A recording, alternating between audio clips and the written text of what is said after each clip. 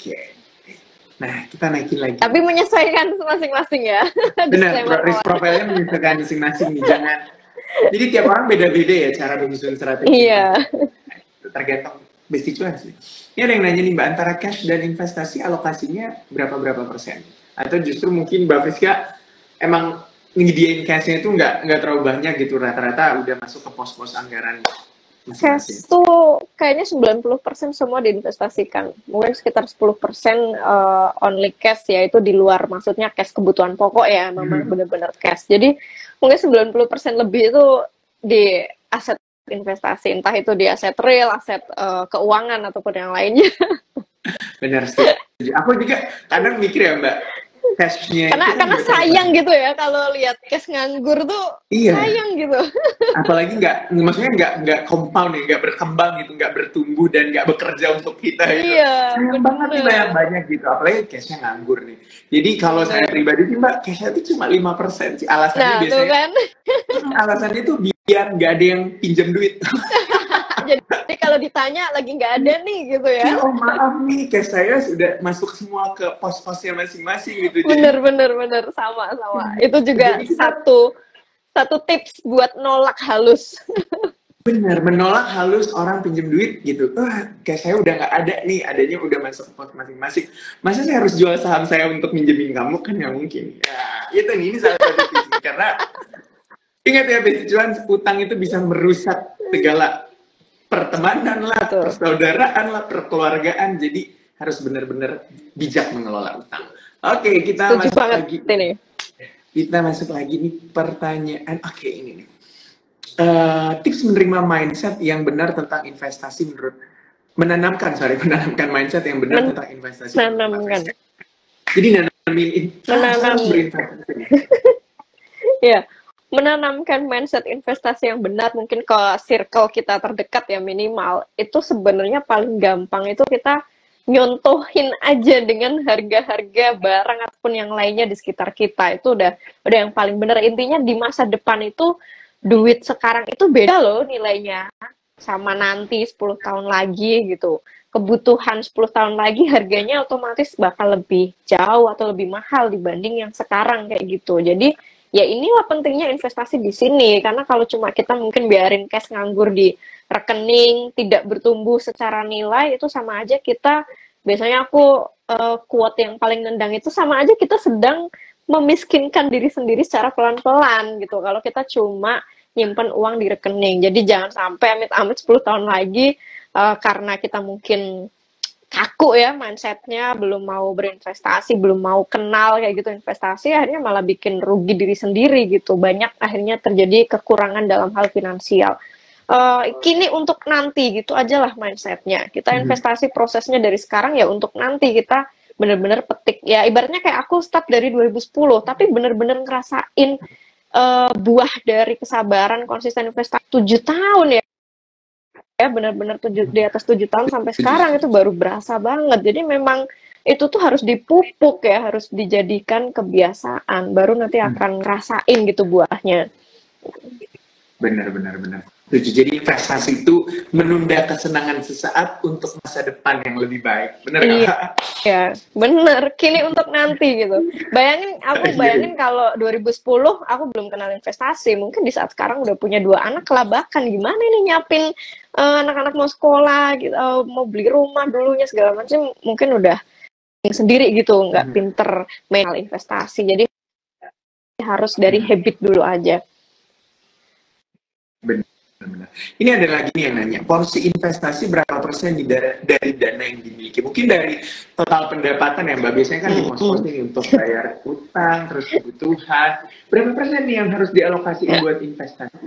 Biasanya ada yang bingung, gaji saya, contoh ya, ini banyak banget di sosial media. Saya gajinya UMR, saya belum bisa berinvestasi. Gimana nih juga dalam pandangannya Mbak Friska? Aku ngerasain ya yang namanya pernah kerja di gaji 1,5 juta, pernah 3 juta terus naik terus sampai seterusnya. Jadi aku memahami banget ya kesulitan kita untuk mengalokasikan porsi investasi seperti apa. Tapi yang paling gampang yang dulu aku lakukan itu minimal 10% itu bisa kita sisihin untuk investasi.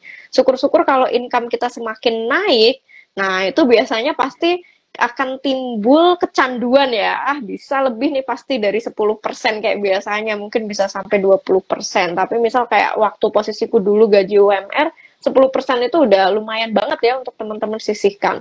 Kecuali udah punya side hustle, udah punya income lainnya, mungkin bisa lebih dari 10% nggak masalah.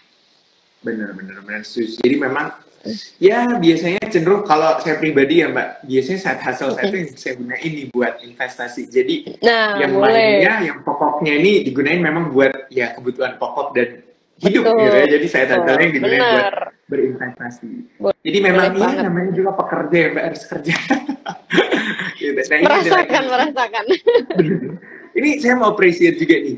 Lagi fokus 1 bulan 1 lot saham BBRI untuk jangka panjang untuk anak.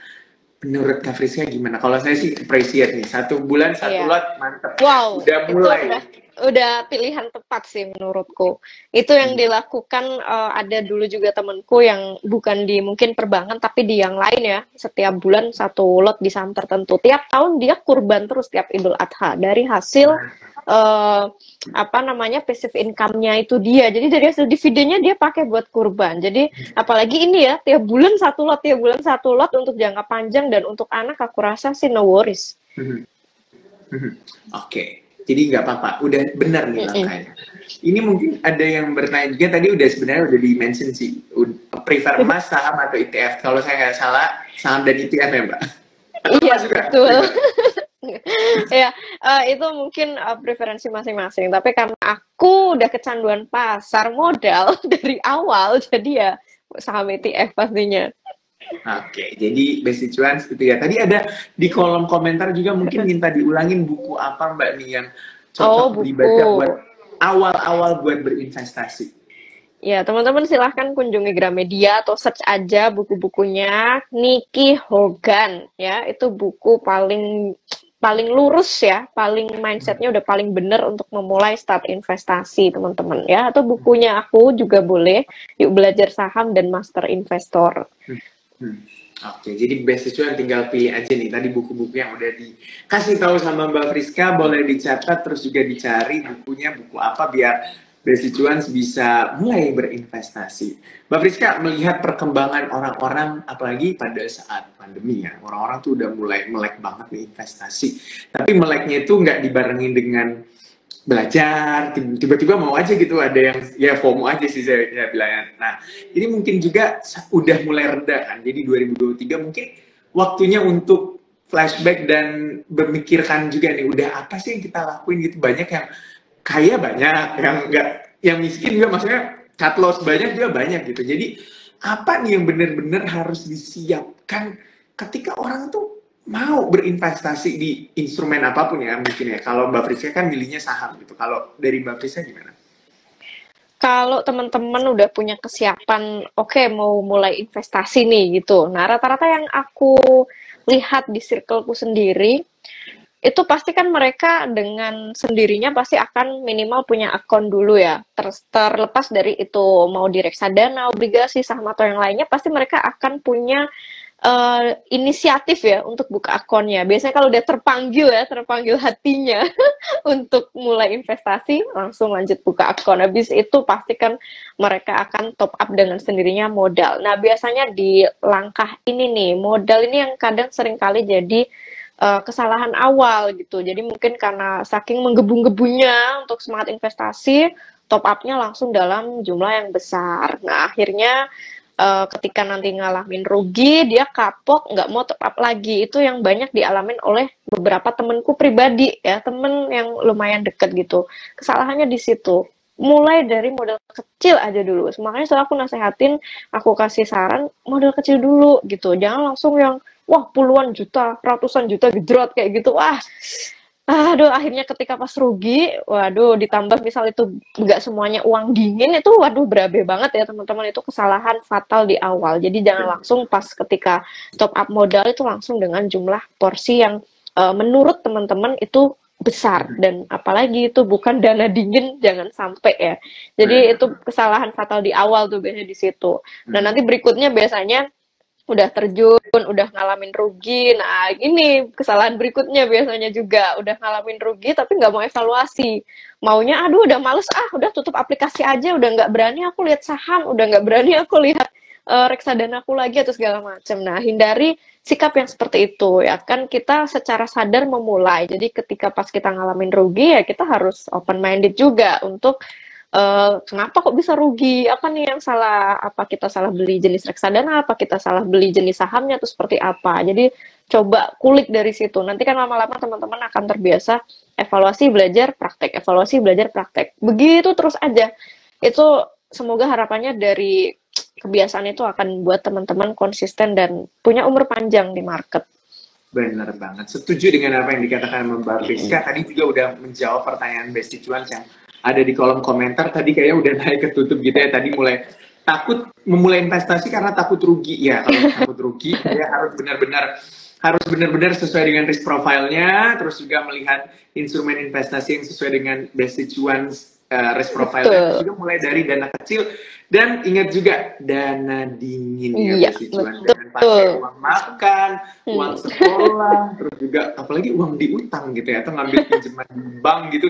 Itu jangan banget, karena Besti Cuan sebenarnya harus memastikan dana yang Besti Cuan investasiin itu adalah dana dingin. Tadi ada yang bertanya juga soal aplikasi yang digunakan untuk beli saham atau reksadana. Itu prefer masing-masing ya Mbak ya, jadi terserah nih mau pakai aplikasi apa aja buat beli reksadana atau saham. Tapi kalau di Cuans itu, Besti Cuans bisa banget untuk buka akun Saya Kaya. Ini gampang banget, tinggal buka aplikasi Saya Kaya via aplikasi Cuans. Kamu bisa langsung dapetin reksadana pasar uang sebesar Rp15.000 dan juga bisa opening Sukor Sekuritas, Mirae, NH Korindo, terus juga MG atau Semesta Indovest ini cashbacknya up to Rp150.000 via aplikasi Cuans. Jadi bisa banget nih lewat aplikasi Cuans, Besti Cuans buka buka RDN atau buka dapat cashback lagi ya.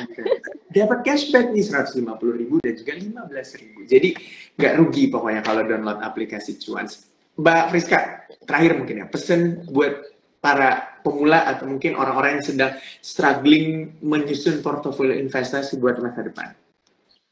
Wah, ini buat teman-teman yang mungkin saat ini merasa lagi di fase yang struggling, gampang pusing, gampang stres mungkin karena investasinya atau tradingnya.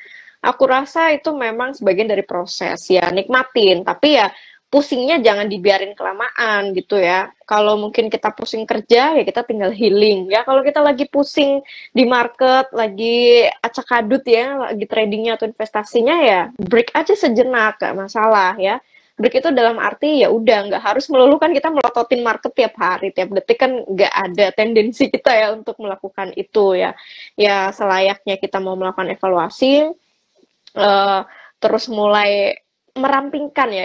Itu kuncinya sih, merampingkan portofolio buat teman-teman yang memang sedang mulai belajar investasi dan mungkin beli sahamnya misal ada juga cash yang kebanyakan nih sahamnya. Nah, itu mulai dirampingkan, mulai selektif banget dengan saham-saham yang dibeli, terus juga nggak gampang FOMO ya, karena hati-hati banget FOMO ini gampang banget lah buat orang-orang tergiur karena ya itu tadi pengen cepet bisa muterin duitnya gitu. Oh punya duit 10 juta kayaknya puterin ngikut ini nih langsung bisa jadi 5 juta atau ya ngikutin arah berhari-hari misal kayak gitu. Jangan gampang FOMO kayak gitu kalau misal masih di fase yang bener-bener effort banget ya untuk membangun portofolio. Jadi lebih ke fokus belajar analisa yang basic aja, technical fundamental ya. Lama-lama boleh belajar scalping ataupun yang lainnya ekspansi. Ilmu yang lainnya silahkan ya. Yang penting teman-teman mencoba untuk analisa mandiri aja dulu itu.